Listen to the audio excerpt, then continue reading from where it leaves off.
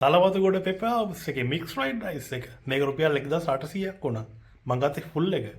මේකට ඒගොල්ලෝ දානවා කිව්වා චිකන්, කටල් ෆිෂ්, සොසේජ්. මං පෝක් අයින් කරා.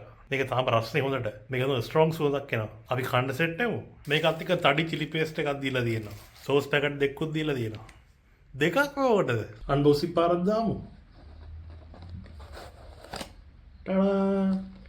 ටඩා. ලොකු ඉස්සෝ කෑලි තියෙනවා. හොඳයි.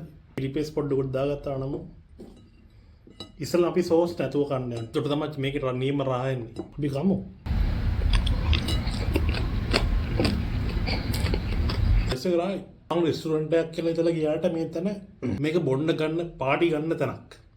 රෙස්ටුරන්ට් එකක් කියලා කිව්වට ඇතුළට ටිකක් තියෙන පාටි ගන්න පොඩි ඒරියා එකක්.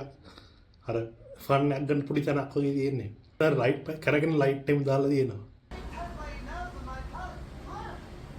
මම කෝල් කරලා ලැබුවා එයාලා පාර්සල් දෙනවද කියලා. ඒකට ඔව් කියලා කිව්වා. මම එකයි ප්‍රයිස් එක ටිකක් අඩු නිසා මේකට මම 10න් 8ක් දෙනවා. මොකද මීට වඩා රහ කෑම කාලා තියෙනවා.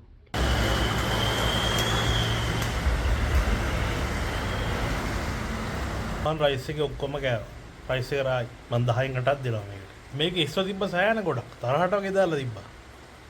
කටල් ෆිෂ් පොඩ්ඩයි තිබ්බේ. චිකන් නම් සෙට් වුණාද කියලා මතකත් නැහැ මට. ඉස්සර සහ සොසේජ් ගොඩාක් තිබ්බ නිසා චිකන් නැහැ කියලා මේකේ ලොකු අවුලක් වුණේ නැහැ.